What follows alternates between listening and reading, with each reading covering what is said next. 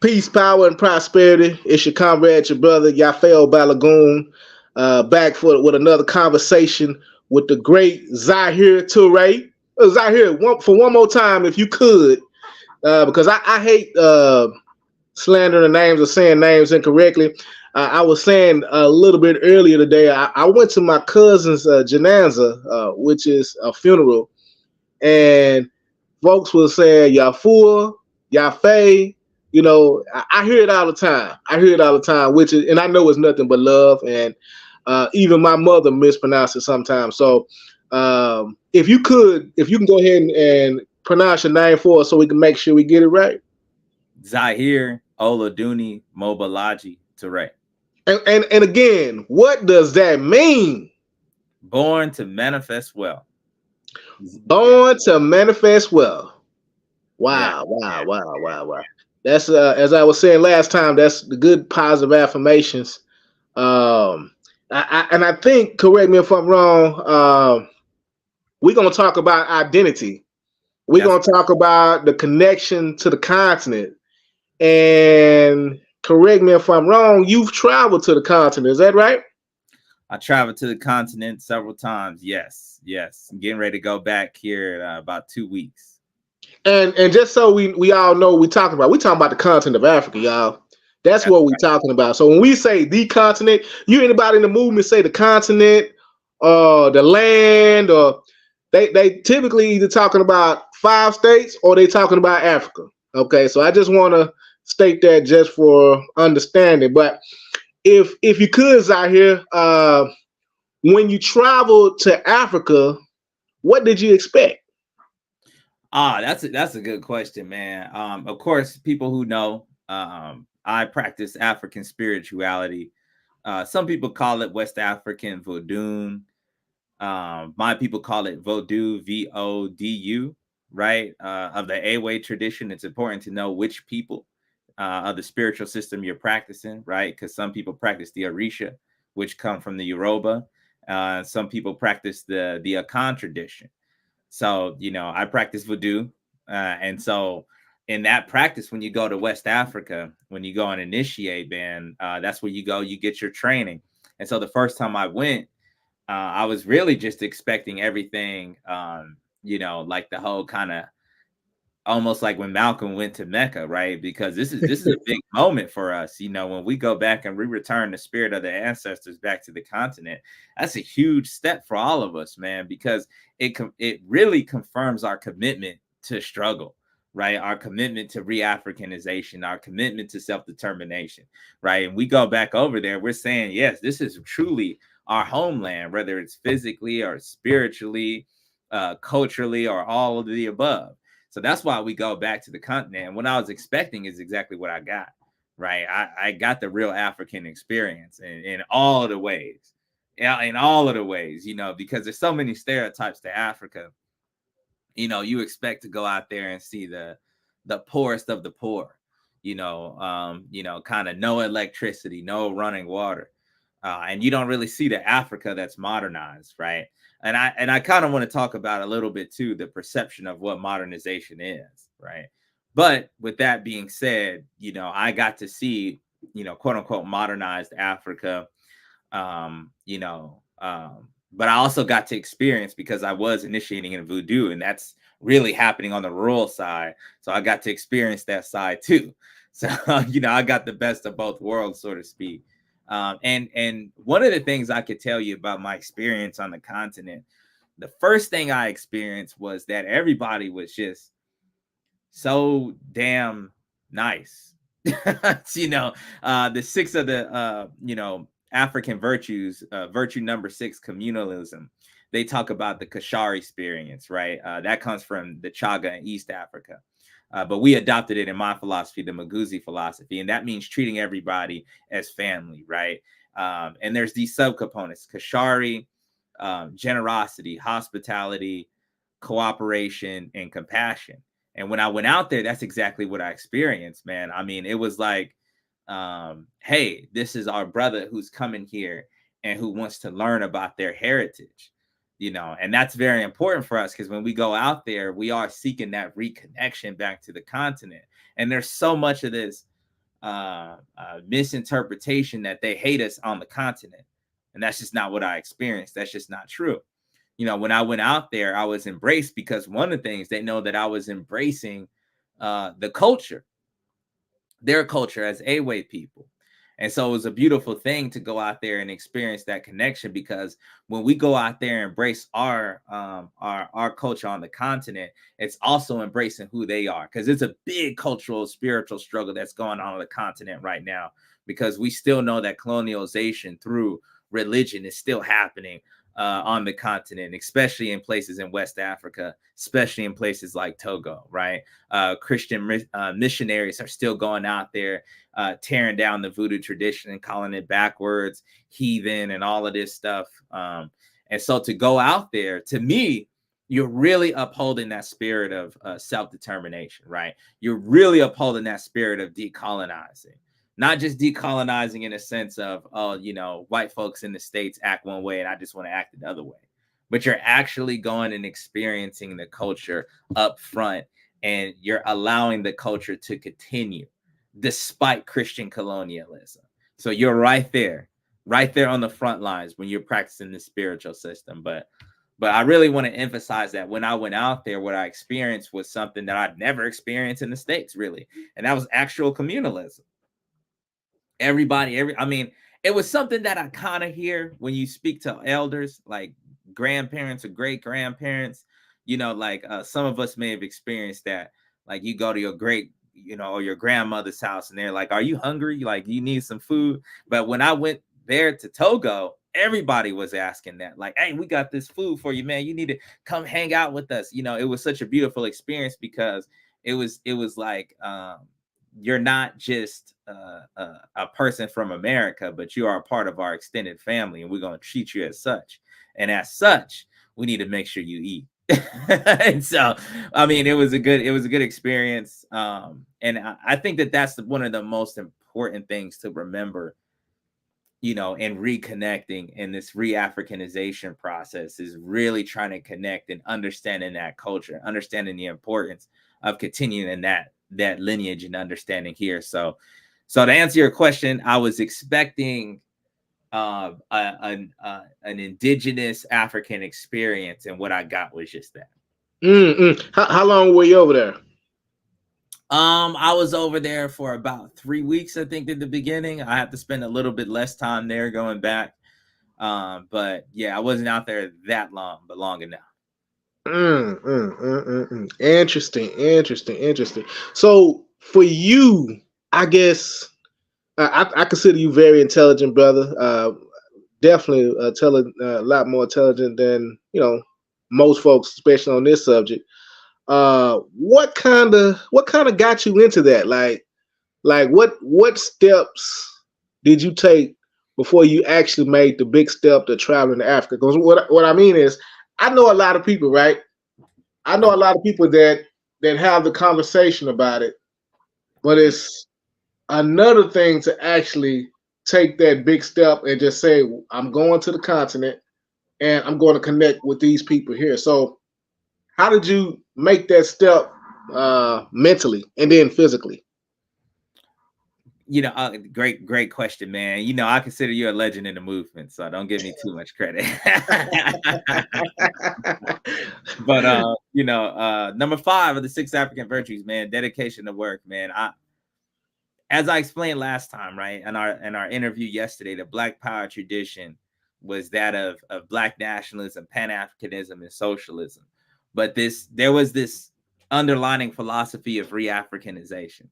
So, I became conscious at a young age of 16, and I read Malcolm X, and I read all of these other folks. I eventually got into the Black Panther Party, and I was starting to understand socialism and the materialist analysis and all of these things. But I always kept with this idea of what it meant to be an African and connect to the continent.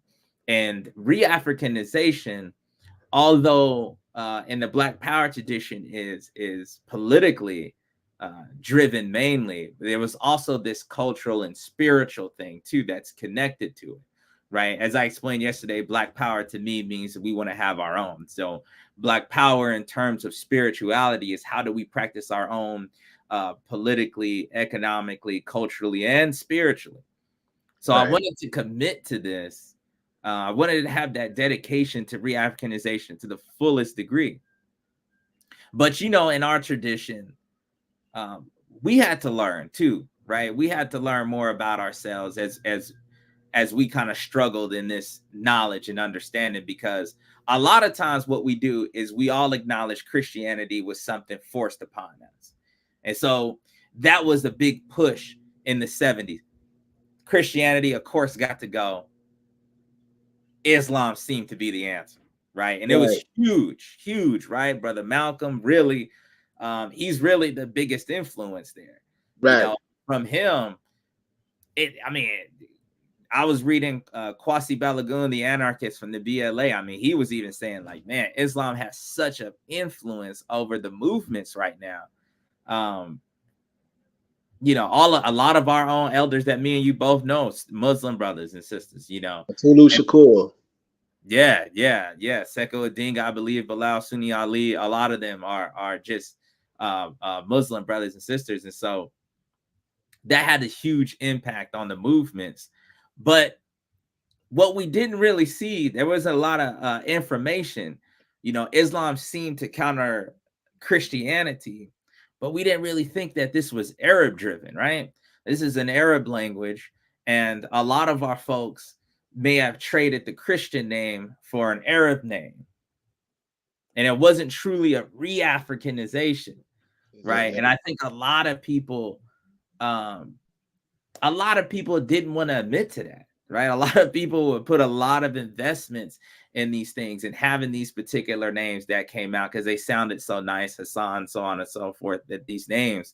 And what we failed to recognize, or maybe we didn't know back then, was that Arabs too, right, have participated in their own slave trade, a slave trade that actually predated the transatlantic slave trade and actually influenced the beginning of it. And this happened over on the East Africa. And of course, us being Pan-Africans, we can't just dismiss that and say, oh, it's over there. They ain't got nothing to do with us. No, it's all of us, right?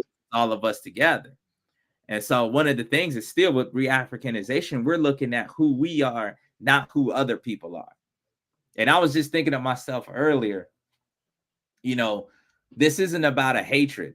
A lot of people get confused. We think that we have to hate Europeans or Arabs. I like to call it a healthy skepticism, a healthy skepticism that we know everybody's not going to have our back at all times. And we need to make sure that we put ourselves first.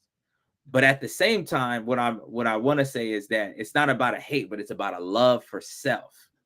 You got to want to love yourself as an African, right? Not love yourself as an African with these stipulations, a stipulation of it being Arab influenced or European influenced. But what does it truly mean to be who you are as an African person? And that's why I really wanted to talk about the African identity, because it's still a problem to this day. People have an issue with being African. To this day, you get these things, ADOs, and we're Native Americans, and we're anything but an African. Because that is how much the hate is there. Even in a lot of these groups, I say I go to Africa, and a lot of groups I've been in, they're like, well, I've been to Mexico, or I've been to Paris, or I've been in the UK, but they never went to the continent. Because there's still this underlining devaluing of ourselves and of the continent. And until we change that, we can't really move forward, because you really got to learn to love yourself. So anyway, going back, I get carried on. So, trying to be dedicated to what it means to be re-Africanized. We all in this Black Power tradition go through these different phases, so we all probably went through an Islamic phase because we thought that was the thing. But we weren't really aware of these other movements like the Oyantunji village and other things that were propping off to saying, hey, we are African people. Here's your African spirituality. But it's not as popular. And we didn't know because, again, Malcolm was such a huge force. That's what everybody first thinks about. But when I started to learn about, um, what Africa really was about. When I started learning that, oh, we have our own philosophy, we have our own traditions. I really wanted to go into that more because I was so dedicated to the idea of what it meant to be quote unquote African. So by the time I had to get out of the army and I had to go and join the movements, and I had to go ask people around, but what is this? What is that? How do you get into African spirituality? And I also got these DNA tests from AfricanAncestry.com, right? And so one of the DNA kits came back, and it was from the Yoruba. So that's what got me interested in the Orisha originally. Yeah, because I wanted to reconnect with that path. That's interesting. Hold that thought. That's interesting. I got a friend of mine that I've been kind of talking with over the last couple of years, and your story sort of sounds similar to his because he also did like one of those DNA tests, and his came back Yoruba. And so that's how he connected. So that's interesting. Now he has went so far back, and I hope you don't mind telling it. Kind of what I know about him. He has went so far back as to actually connect with some cousins of his. Oh wow! That's in Nigeria, and has even brought him back to actually stay some time with him. At his house here in Texas, of course.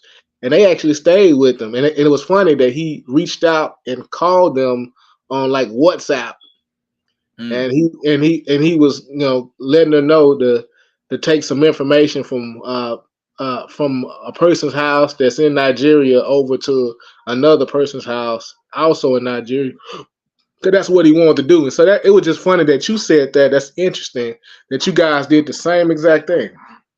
And that's because of the historical development, right? Like we were taken away from that connection, so we want to reconnect. We go through the DNA test, and that's a new thing, And I kind of take a little bit of offense when people dismiss these DNA tests, because I'm always just like, well, what did we want? We value science.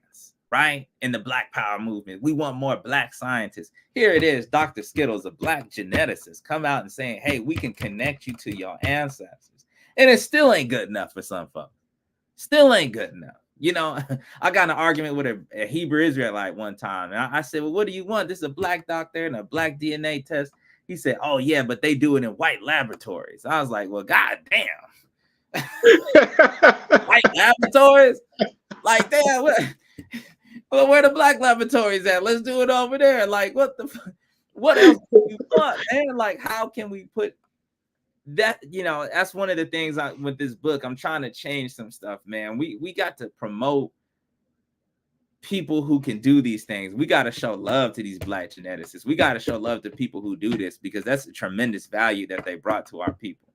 But as to your friends, we both did the same thing, because a big part of the motivation is reconnecting with our particular traditions. So with that being said, that's what drove me to it. And this was the underlying motivation that kept me going, was re-Africanization. Yeah. Mm-hmm. Wow. Re-Africanization. Wow. And I guess this is a question that comes to mind for me.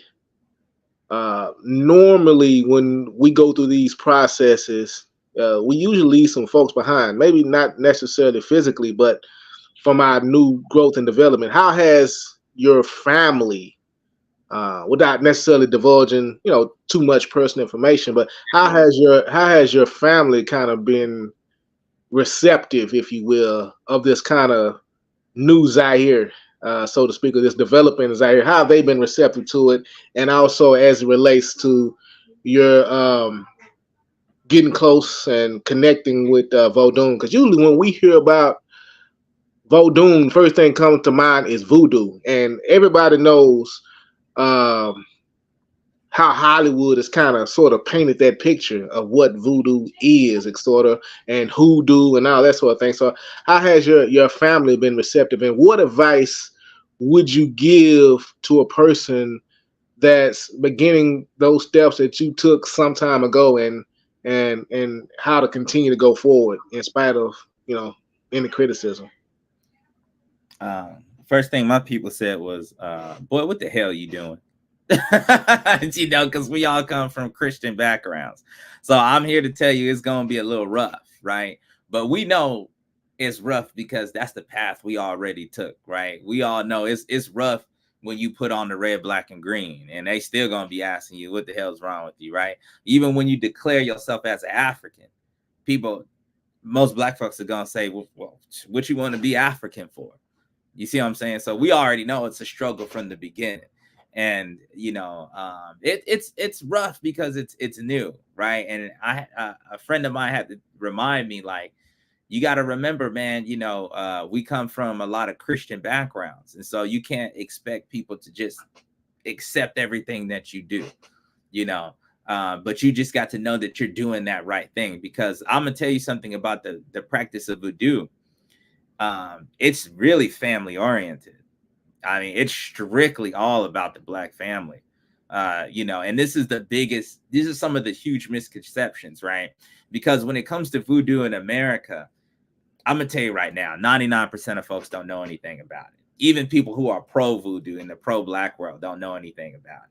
And it's not, I'm not saying that to put people down. But what I'm saying is that if you're just born and raised in America and you don't know any voodoo practitioners, what's on the TV. You see what I'm saying? Or you may come up with your own mindset of what something is, but unless you've gone and connected with real people, you don't know. And so, what we see here in America is we see a lot of white folks who have taken the term VOODOO, right? Voodoo, and like all of these new agey shops and turn it into their little remix, right? And then we want to reject that and say, oh, it has anything to do with that. But we don't really know either, a lot of us, because we never really connected. Again, going back to what we were just talking about, Islam took the biggest, influence. And outside of that, there wasn't really a lot of people that was actively engaged in trying to practice it. And for those who were, it's a lot more secret. Like there's a lot of people in that Khan tradition up there on the East Coast. And then there was Oyantunji village, but it never made it to those heights.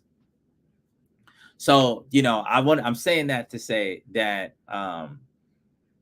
the misconception of voodoo as it just being something like of a witchcraft, of a voodoo doll, of we're gonna put a hex on you, we're gonna put a spell on you, is like absolutely just kind of movie stuff, like zombies and stuff like that. It's a heavy focus on the Black family. And I'm saying that because it's an ancestor tradition. It's about getting to know your ancestors. And so one of the very first things I did when I was in the tradition, I created an ancestral shrine and I got an ancestral divination. And what came to me was a dream where an ancestor of mine had got lynched, right? And I didn't even know at the time I had an ancestor, but it was a dream I had of a Black man get into a fight with this white slave owner. And it was like in the dream, it's like he was sad and he was crying and he was just like, man, they gonna kill me, And what I end up doing, I told my priest, I said, man, I have this incredible dream. And he's like, well, you might want to contact some of your family members because, dreams is very important in voodoo. It's a way that the spirit world contacts you. And I swear to God, when I asked my family about it, I never knew that we had this ancestor called Claxton Deagle who got into a fight with the white man. And he was killed because he had beat the white man up. It was over an ox, and I had to go through this ritual to kind of help that spirit, right? I had to do a sacrifice for that ritual. And so what I'm saying is what voodoo has done is it allowed me to get to know my own family better. You see what I'm saying? Because it's about honoring your ancestors and knowing their story. And a big part of what you do is you initiate certain family spirits to keep that tradition alive. And so, the biggest importance, I would say, in learning voodoo, man, is it's really about just learning your family and your family history and wanting to continue that legacy going. I think I might have went off. What was your question? Nah, you good. No, I told you that you good. Keep yeah. Yeah, So that's interesting. Go ahead. I'm sorry. yeah. I just that's because that's just a very important story for me, man. Because it was just like, the misconception about voodoo. You wouldn't think it's about family, and it's really important that you connect with your ancestors and this is what I mean by going back to Africa, because they have the ability to do it for you. They have the actual training there. When we go back to the continent, they can tell you, yeah, this is how we can interpret your dreams, and this is how we could build the shrine so you can actually honor them. But yeah, I forgot your question. Yeah, now you answered it. You definitely answered it. Now I noticed this symbol on your shirt, and I know we call it the Maguzi philosophy. Correct me if I'm incorrect with anything I Correct. state. That's what it is. If you mind, could you show us that clearly, and also if you can, if it's okay, tell us what some of that information, what it means, more or less. Yeah. So, okay. So, for those who know, I'm writing the Maguzi philosophy, and in connecting with African spirituality, what I perceived was an issue between Black folks here in America and our people in the States. There's this kind of disconnect, right? And that's why my book is called Becoming African, right? Because it's hard for us to really understand how to connect and bring those practices from the continent here to America. It's hard because it's such a disconnect, and we've been brought up in our Christian tradition so much that we often make the mistake of kind of Christianizing even the African practice. And so what my book is, it's an attempt to create this philosophy that can connect us in a way where we could be authentically ourselves but still practice the African tradition. And this is what this term Maguzi means. Maguzi is Swahili for transformation or evolution. And so what I'm trying to do is, in the concept of becoming African, we know that we have to engage in a self-transformation. We know we have to rid ourselves of this Eurocentric concepts. We have to get into the re-Africanization. And that takes a transformation. That takes an evolution of ourselves as a people to reconnect to the continent. So that's what the Maguzi term is about.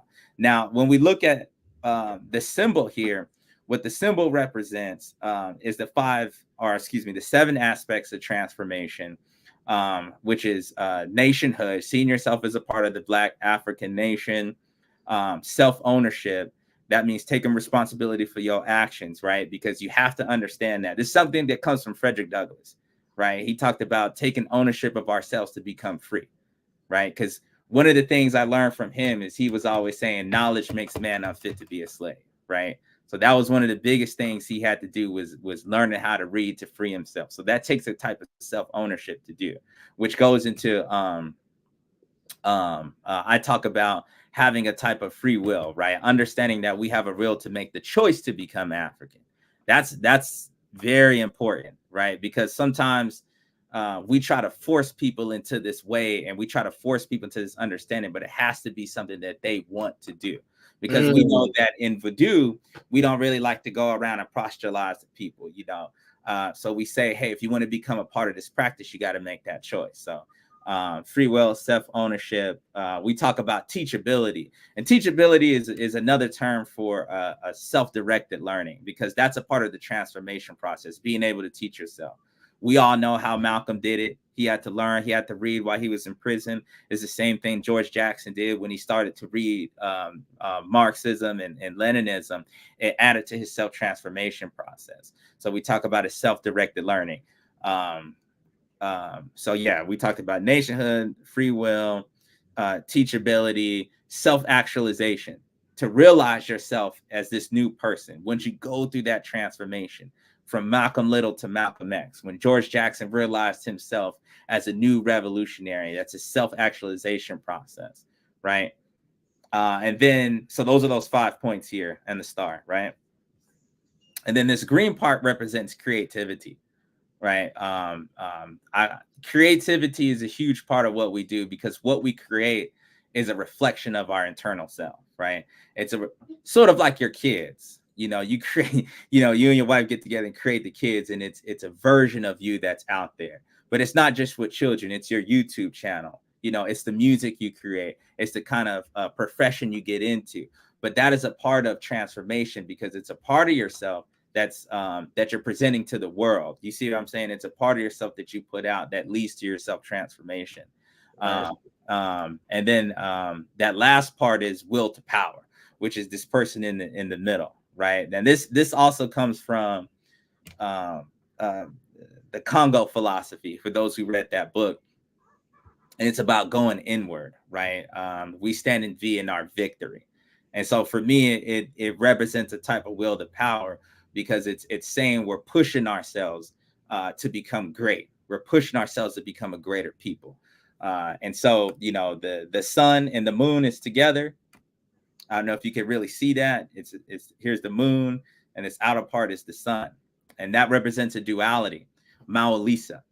And Mao Lisa is, of course, is the god of the voodoo, Mao or Mao Lisa, and it represents duality. I should do like this, right?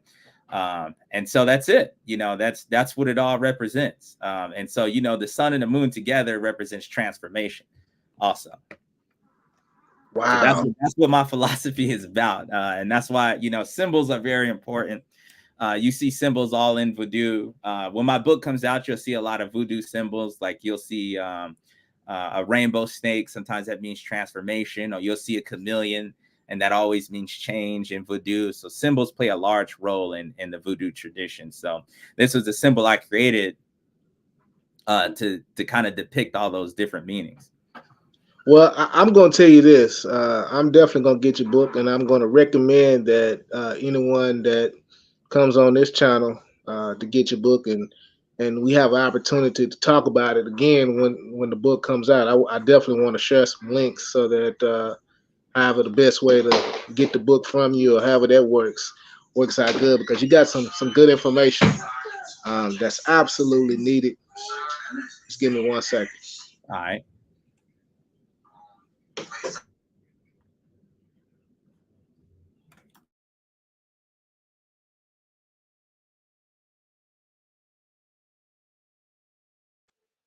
My son walked in. You heard the spirit, man. He's like, he's talking about the children, Yeah. He came on in. He's ready to make some noise. I thought he was gonna make some. I had to go on mute just for a second, but what I wanted to say. So you traveled, you came back. Now I guess we kind of talked about this offline, but when you okay, let me put it in this context. So Malcolm X. He went to Africa and certain parts of, I guess, Saudi Arabia, or at least just traveled to the East in general. Yeah. And he was supposed to have sort of this epiphany, if you will. Yeah. When he traveled there, and some would say, depending on what narrative you follow, that he sort of kind of changed his philosophies a bit. Or did you have sort of that feeling, just even not even just so much with Vodun, but just even touching down on the continent? Did you have sort of that feeling yourself? Yeah, I had many epiphanies when I went to the continent. One epiphany I had was that we have a holy land too on the continent. We don't like to use those terms. And the reason why we don't hear holy lands is because those concepts didn't exist prior to Abraham religions. Like these chosen people and all of this other stuff. Nah, those concepts didn't really exist. So you don't really hear about that, but we do have sites that are holy in our tradition. We do have holy cities. We do have Yafeuh. We do have the Oyo Kingdom. We do have the holy city of Noche, which gave birth to the Awe people of my tradition. But you ain't gonna know that when you're sitting here thinking about the Arabs' tradition or Europeans' tradition. And this is one of my biggest problems. That's why I emphasize the African identity, because you ain't gonna know your history. They don't care about this. We're supposed to care about this type of history.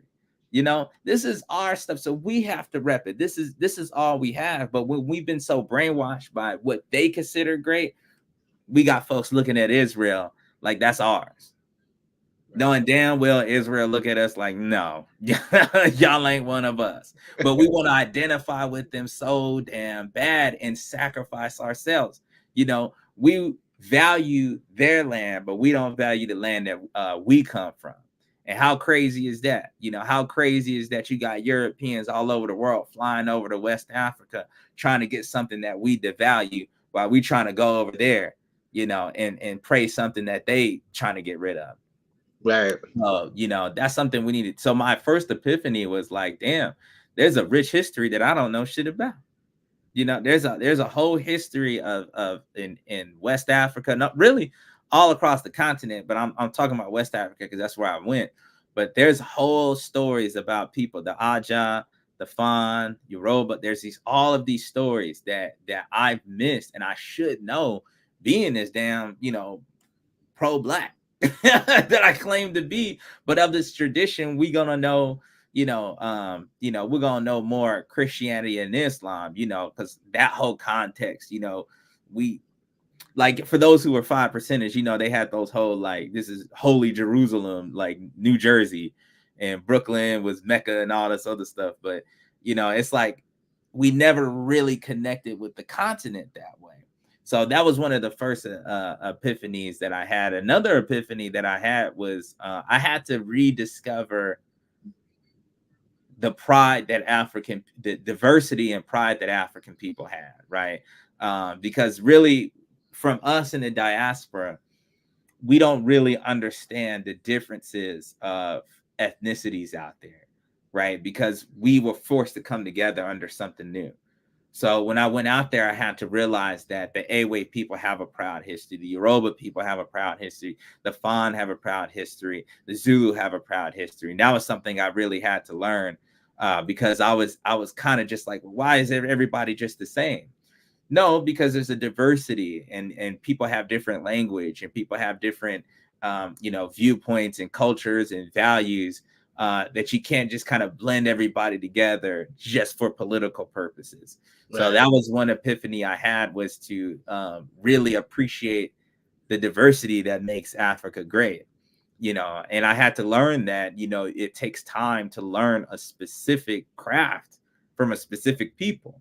You know, now what you'll see is universals in the particular, right? You'll see that a lot of people share these same virtues and values. But I think what we have gained accustomed to is generalizing too much instead of understanding the uniqueness of different African cultures and traditions. So those are some of the epiphanies I had. I didn't go there and come back feeling any different about the others. My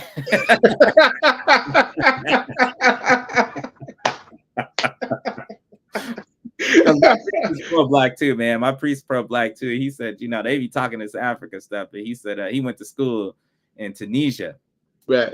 For his bachelor's degree, and he's like, they were calling me Black African, you know, but we want to call them African. We all the same. He's like, they ain't mess with us, you know. So, you know, he was definitely with me on that. We ain't Muslims, we ain't Arabs, we ain't Christians, we're African, you know.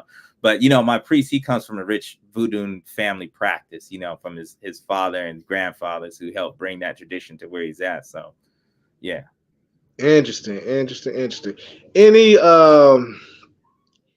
Any advice, just specific for anyone that's really trying to find themselves and sort of are wanting to seek out African traditional spiritual systems, or ATR as it's called, I believe?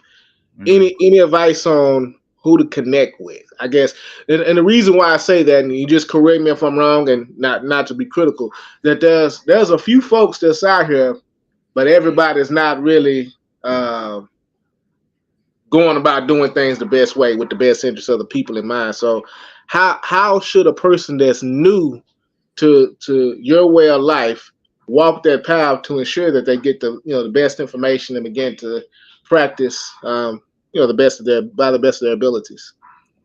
The best thing to do is you got to do your research, man. You got to be able to ask people.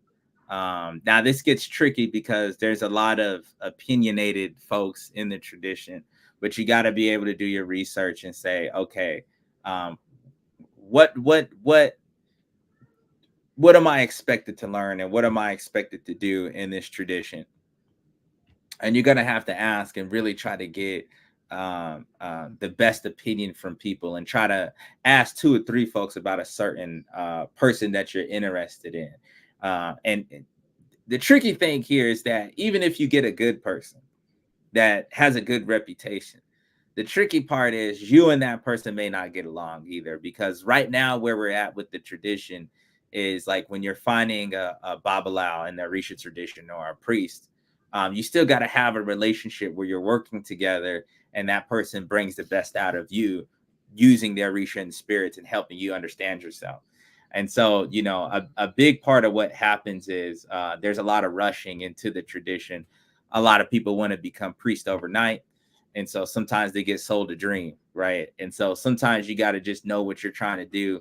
Don't take any shortcuts, and just simply do your research, and ask about folks, and don't be too much in a hurry to get involved, but kind of just take your time with it. And I'm gonna go ahead and say this, try to stay away from Atlanta priests, even though I'm in Atlanta, but stay away from a lot of folks. It just has a bad reputation. I am sorry for anybody who may be watching, but there's some good folks out here, man. But just always do your research with that, and try not to try to be open to the experience, and don't expect too much. A lot of us again come out of the Black Power tradition, and what we're expecting a kind of pro-Black version of this stuff that's not necessarily there on the continent. Mm. So you can't really expect that either. But that's kind of why I'm starting my tradition as well. So okay. So if you don't mind, expound on that point. What do you mean by that? So on the continent, they have a different perception about a lot of things, right? So for us, a lot of us want a purely let's just say a racial first, or racial exclusive practice, right? We want Okay. something for us, by us, so to speak. Gotcha. On the continent, they're not seeing it like that, because the biggest priority is maintaining culture. And they'll say, like, even white folks can understand who their ancestors are, right? And so there's some discrepancy there, where we feel like, well, you're giving the culture away to some people. And I would say that there's some folks of the tradition, even on the continent, who are more willing to just give it away to anybody, including Europeans exclusively, than others, right? One of the reasons why I like my priest so much is because he's really aware of that, right? But at the same time, what we have to recognize is we have to leave a lot of that at the door, and try to understand the tradition as is, and not what we want it to be. You see what I mean? We can't put a lot of our own perceptions on this thing. We have to learn it in its purest form, and then bring it back to our people. Right. Wow. Wow. And Well, hey. that's a hard step for us, man. But we have to do this the right way. We have to, and there's some people who have done it like that, but we can't be in a rush to make $1 off of it, and we can't be in a rush to make it what we want it to be. We have to first learn it. Right. Yeah. Well, this has been a very powerful conversation that we had, and I appreciate you for taking the time out to give us this information and share this information with our listeners. What I want to do, Zahir, we did talk about it offline, and as you know, I hadn't been much into Kwanzaa at any point in my life. My mother tried to introduce me to Kwanzaa as a child, me and my father, but we were so much into doing other things, obviously, that we didn't really wasn't receptive to it. And so what I would like to do is a couple of days during Kwanzaa, if you're able to. I want you to come back to us and talk about the significance of those dates. I really Oh want yeah, to have another Kwanzaa conversation, not only educating folks that's watching, but educating myself as well. If you're willing to do that, um, yeah, that's what I want to be able to do. If that's okay with you. oh for sure. I'm open, man. I gotta give this to the Coogee Jocka haters, man. They gotta learn. They gotta learn, man. Come on, man. All the Panther babies, they gonna learn how to do this Kwanzaa. Hey man, hey, like we said the other day. All I know is Bunchy Carter and John Huggins, and that's pretty much how I got the information as well. And Yeah. since then I had kind of a reason, if you would, to kind of sort of be anti-Kwanzaa. And Yeah. I still hold my sentiments. I hadn't changed, but I'm Mhm. more open-minded in the sense that trying to get information out to the community, to the people that ordinarily wouldn't get this information. Also, at the same time, it seems like people are more open-minded around this time of the year as well, to being receptive to receive the information. So why not share it? You know what I'm saying? Why not share it? So um, any closing thoughts on your end about anything that we discussed today? Yeah, always keep in mind to keep Africa first, because at the end of the day, the African identity shapes the direction of our actions. If we're thinking in terms of being an American descendant of a slave, then we keep ourselves in a box. And we have to think about ourselves on a greater scale. We have to think about ourselves as a global people. As an American descendant of a slave, you're a minority. As an African, you're the majority. So don't put yourself in a box. Think of yourself as a greater lineage going back to the continent, and think about what's good for your community, what's good for yourself, and what's as an African versus what's good for others. Okay. Well, do me a big favor. Like, share, subscribe. This is again, I'm your host here, Yafeuh Balogun, and of course, we appreciate Zahir Toure. And again, pronounce your whole name for us one more time, brother. Zahir Oladuni Mobalaji Toure. I actually got Oladuni Mobalaji from Oyantunji village. So Gotcha. He's been on your Tunji. yeah. We appreciate you, brother. We'll connect again. Peace, power, and prosperity. And please do subscribe and share. Thank y'all so much.